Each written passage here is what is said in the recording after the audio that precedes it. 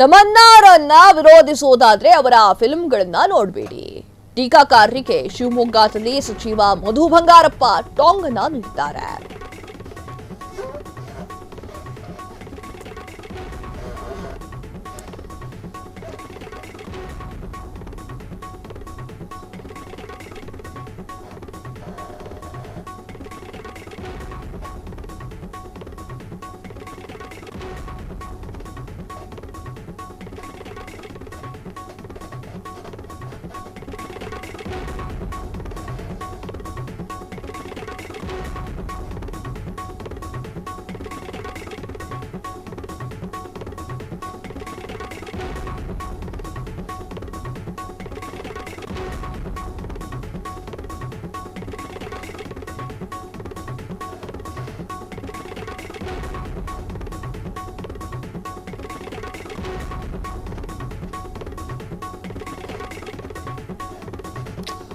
S, ತಮನ್ನಾರನ್ನ ವಿರೋಧಿಸೋದಾದ್ರೆ ಅವರ film ಅನ್ನ ನೋಡಬೇಡಿ. ಟೀಕಾಕಾರರಿಗೆ ಶಿವಮೊಗ್ಗದಲ್ಲಿ ಸಚಿವ ಮಧು ಬಂಗಾರಪ್ಪ ಟಾಂಗ್. ಮಾರ್ಕೆಟಿಂಗ್ ಸ್ಟ್ರಾಟಜಿಗಾಗಿ ತಮನ್ನಾರನ್ನ ಆಯ್ಕೆ ಮಾಡಿರಬಹುದು. ಮೈಸೂರು ಸ್ಯಾಂಡಲ್ ಸೋಪ್ ರಾಯಭಾರಿ ಆಯ್ಕೆಗೆ ಸಮರ್ಥನೆ.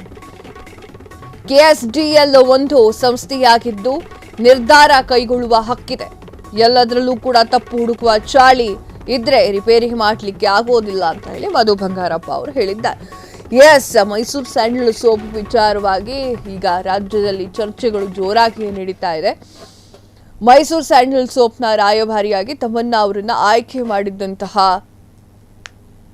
ಈ ಒಂದು ಮೈಸೂರು ಸ್ಯಾಂಡಲ್ ಸೋಪ್ನ ಮಾಲೀಕರು ಯಾಕಾಗಿ ತಮನ್ನಾ ಅವರನ್ನ ಆಯ್ಕೆ ಮಾಡಬೇಕಾಗಿತ್ತು, ಅವರ ಸಂಸ್ಥೆ ಯಾಕೆ ತಮನ್ನಾ ಅವರನ್ನ ಆಯ್ಕೆ ಮಾಡಬೇಕಾಗಿತ್ತು, ಕನ್ನಡದಲ್ಲಿ ಯಾರು ಇರಲಿಲ್ವಾ ಅನ್ನುವಂಥ ಪ್ರಶ್ನೆಯನ್ನ ಇಟ್ಟಿದ್ರು. ಅದಕ್ಕೆ ಟಾಂಗ್ ಅನ್ನ ನೀಡಿದ್ದಾರೆ ಮಧು ಬಂಗಾರಪ್ಪ ಅವರು. ತಮನ್ನಾರನ್ನ ವಿರೋಧಿಸೋದಾದ್ರೆ ಅವರ ಫಿಲಮ್ನ ನೋಡಬೇಡಿ. ಫಿಲಮ್ ನೋಡ್ತೀರಾ ಅಲ್ವಾ ನೀವು, ಅದೇನು ನೋಡೋದಂತೂ ಬಿಡೋದಿಲ್ಲ, ಮತ್ತೆ ಯಾಕೆ ಮಾತನಾಡ್ತಿದ್ದೀರಾ ಅಂತ ಹೇಳಿ ಇಂಡೈರೆಕ್ಟ್ ಆಗಿ ಮಧು ಬಂಗಾರಪ್ಪ ಅವರು ಕೇಳಿದ್ದಾರೆ. ಟೀಕಾಕಾರರಿಗೆ ಶಿವಮೊಗ್ಗದಲ್ಲಿ ಸಚಿವ ಮಧು ಬಂಗಾರಪ್ಪ ಟಾಂಗ್ ಅನ್ನ ನೀಡಿದ್ದಾರೆ. ಮಾರ್ಕೆಟಿಂಗ್ ಸ್ಟ್ರಾಟಜಿಗಾಗಿ ತಮನ್ನಾರನ್ನ ಆಯ್ಕೆ ಮಾಡಿರಬಹುದಲ್ವಾ. ಮೈಸೂರು ಸ್ಯಾಂಡಲ್ ಸೋಪ್ ರಾಯಭಾರಿ ಆಯ್ಕೆಗೆ ಇವರು ಸಮರ್ಥನೆಯನ್ನ ನೀಡಿದ್ದಾರೆ.